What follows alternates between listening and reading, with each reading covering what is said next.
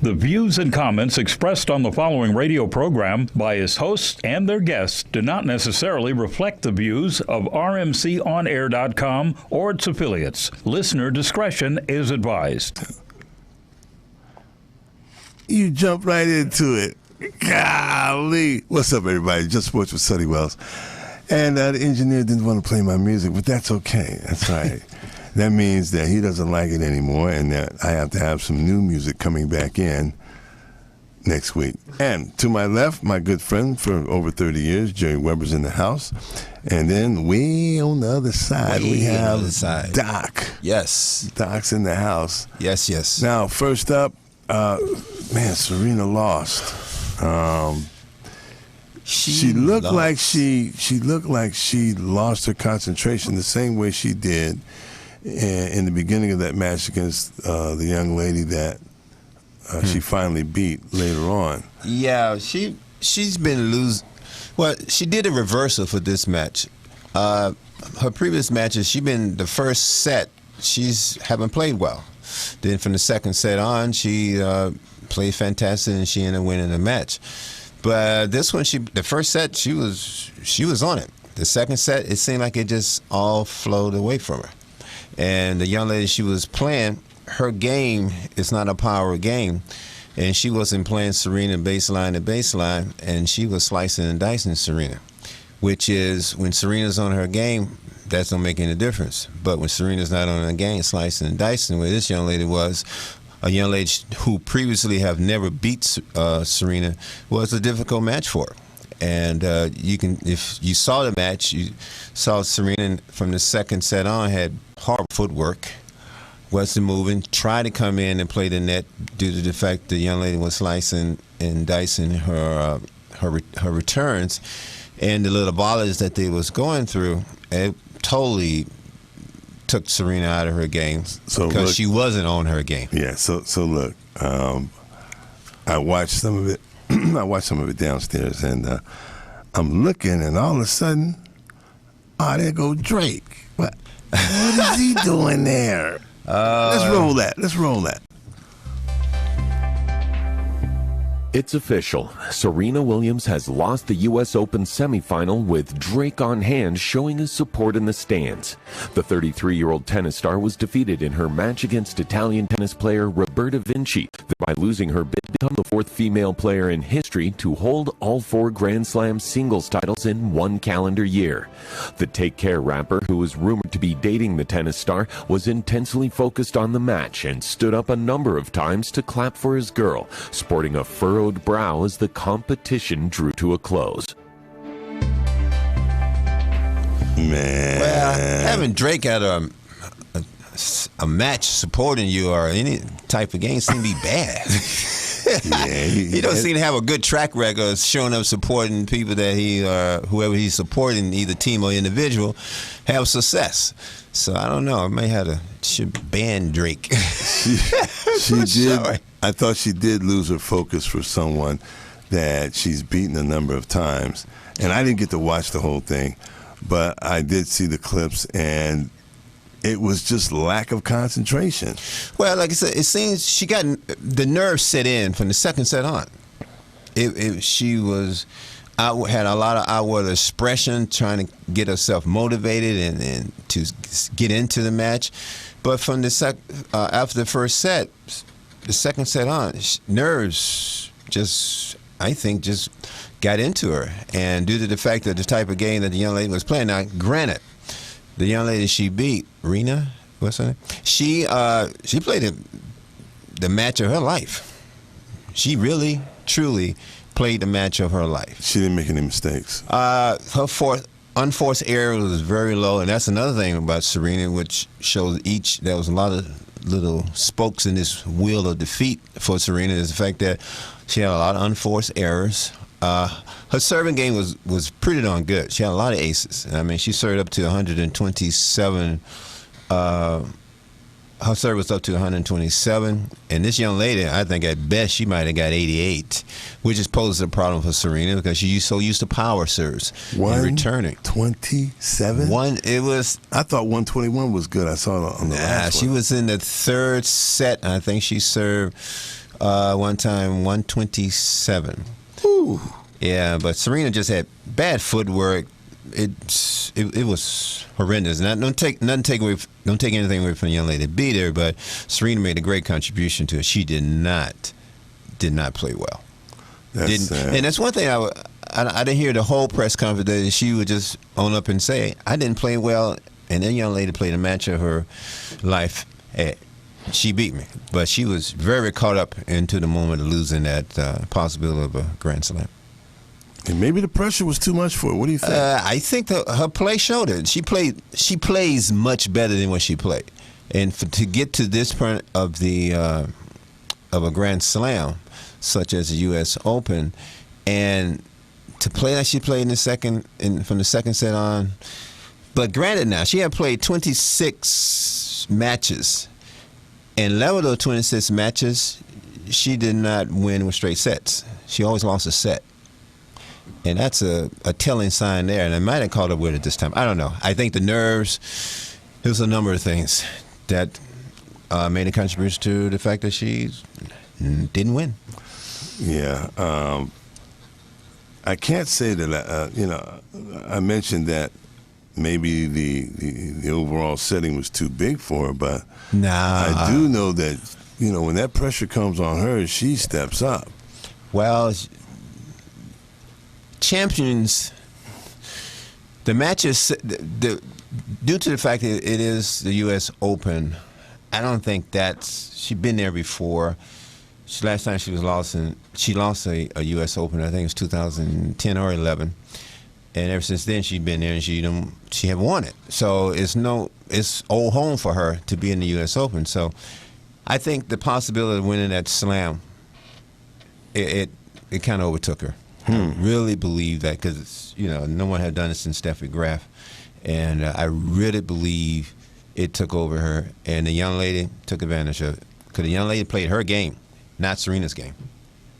Wow, Jerry, you want to chime in? You got anything to say about it? No, I just watch it. I've watched them practice, and I'm in awe at the speed that ball goes. Man. You can't believe it. You just blink an eye, and it's incredible. Oh, it flies. I'm just a fan. Right. Boy. It flies. I love tennis. I think that the men's finals should be quite interesting with Federer and Janova. I can't pronounce his name right now. Djokovic, yeah. I think it should be pretty good because they both breeze through their semifinal, and Federer. Rooting for Federer. I've always been a Federer guy, but it should be quite interesting. It has the potential to be a great final due to the fact Federer also haven't won it since about 2000. So he's about due. Let's move on to some football. And in the shop today, man, they were talking about, and this cracked me up. They said, yeah, man, the Raiders. And so, I'm like, okay, the Raiders, all right. But they said, no, you don't understand. They made a lot of changes, and they look good, but we don't expect them to win the game. Like, that's a real defeated attitude. As a fan? Well, the Raiders have let them down so many times in years past that they're just like, well, no, we can't really root for them. We can only hope that they do well and cover the spread. So they straddling the fence in their support of the Raiders. Yeah, some people are like, man, don't mess with them. Don't. We got the little football cards. Don't mess with them. Don't leave them alone. Leave them off your card. Don't even bet on them. Nothing. So they're saying, let them prove themselves on this first game.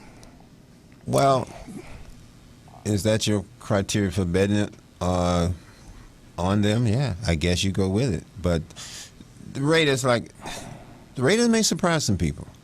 They may surprise. See, right now, the Raiders are like the Lakers. Uh-oh. From my vantage point, it looks like they've made all these great changes, and they're all positive moves, but they're waiting to see if it all comes together. So wait and see. If it comes together, if this game, when is it, Sunday, I think?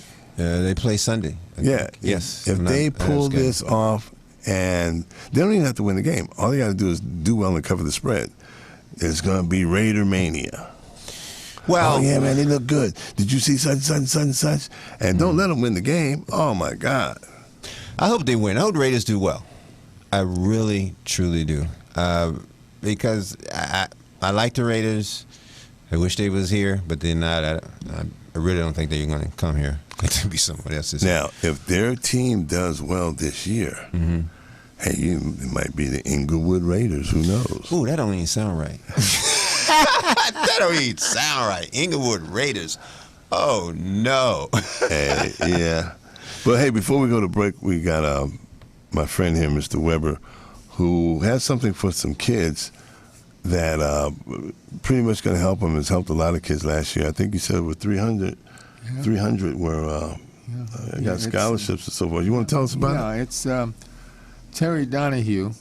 For those of you who don't remember, the ex-UCLA football coach and professional coach. He has a camp for high school football playing seniors who have not signed Right, I heard with about that. any Division I school for scholarship. It's going to be in February. They're down at Irvine in the Orange County Park, Major Grand Park. Costs the kids nothing. Yep. There's no restriction as to whom can enter. All they have to do is to have a 2.5 grade point average, a 16 SAT, and a pair of shoes, and be able to get to and from the location. They'll take as many as possible, and you'll have college coaches scouting. Last time he did this, last year he started it, he gave out 300 football scholarships to Division I schools. Fantastic. And the website is CA Challenge, CHALLENGE.com. You can sign up right on the website. Doesn't cost you a thing. It's not like the rackets that are going on now where you got to pay somebody to make a website for you and promote you to get a scholarship. Everybody's looking. All you got to do is show up and do well. So I just pass that along. So it's CASHOWCASE.com, Terry Donahue.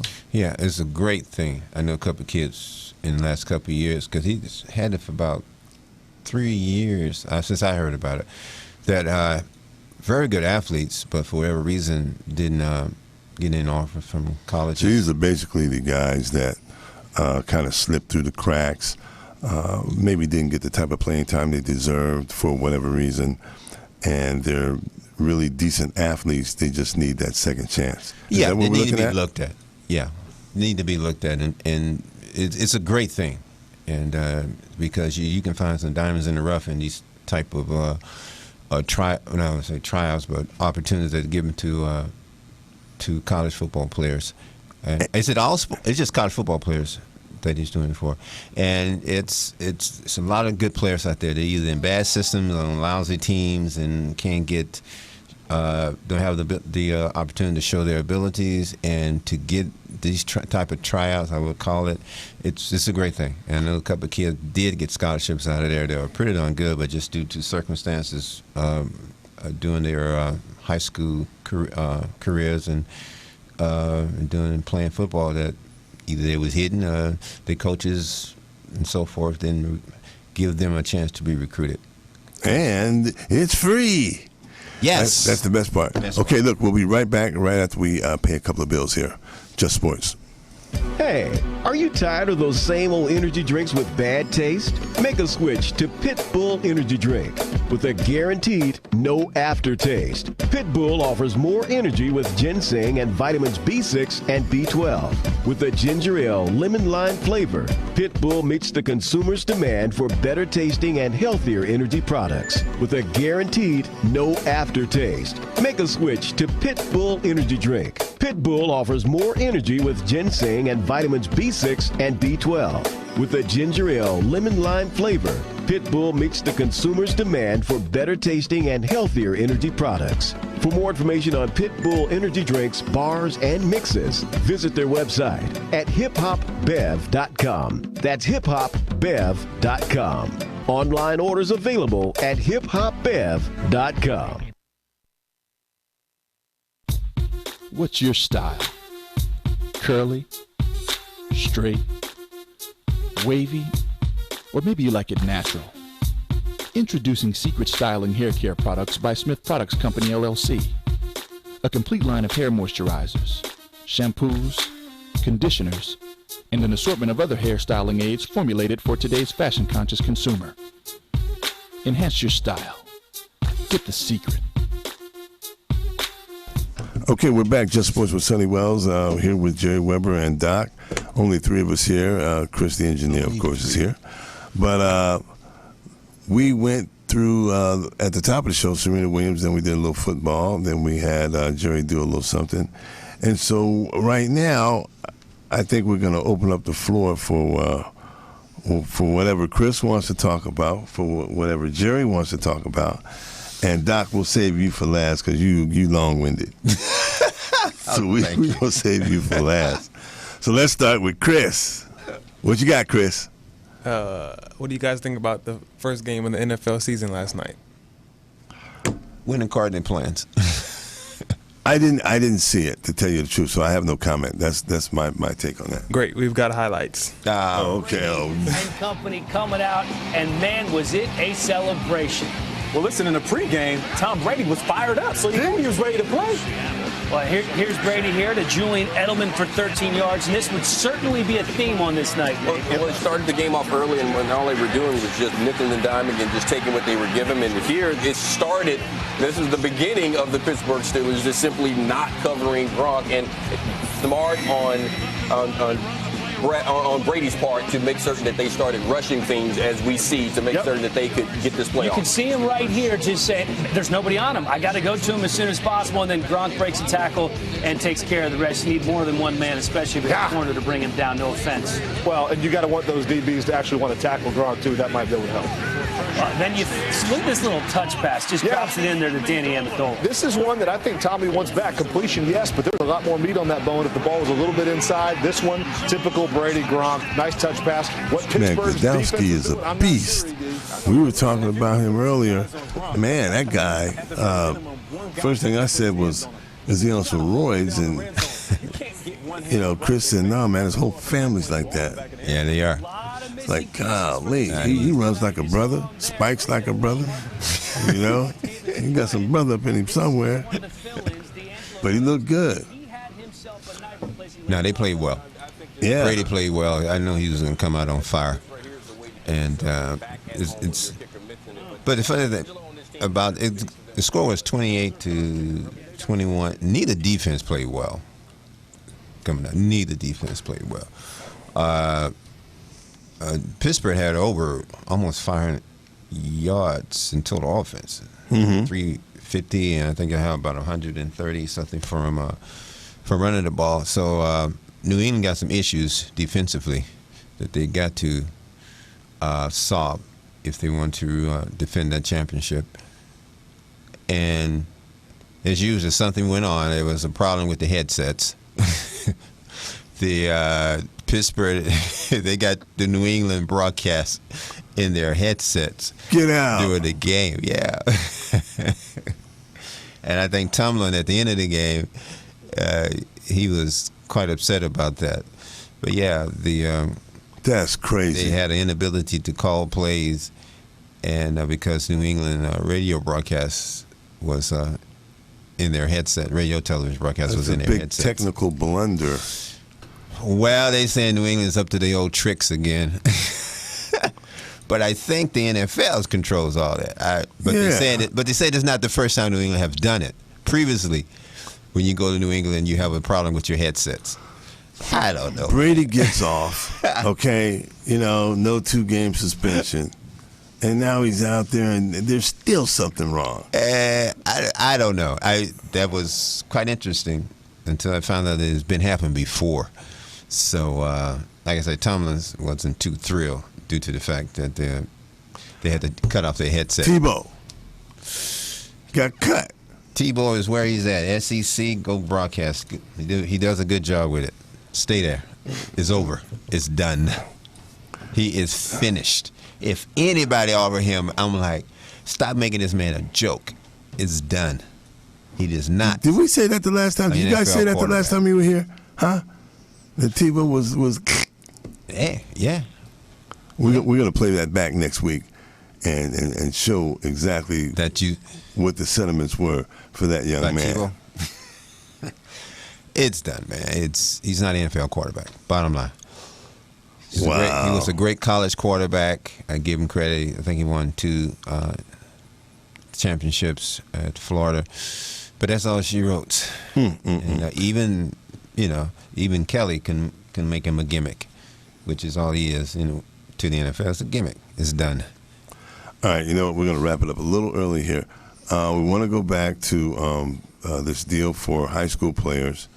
Jerry's going to give you the insight on that one more time. Go ahead, Jerry. Okay, just briefly, for those of you who don't know, that there are a bunch of bloodsuckers that go out and they approach they go to games and they approach your kid that's playing the game football and they say, why don't you let your folks sign with me, give me a few $100 and I'll give you a website and we'll get you a scholarship. And if you need the website fixed, they need a few $100 more, but don't worry, we'll get you a scholarship, which is a joke. But Terry Donahue, who is an outstanding human being, has set up an opportunity for just anybody who has the talent for the California Showcase to be held in February of next year in Irvine, where it's free to any high school senior. Doesn't cost you a thing. Just get to it and get yourself home, but just get there.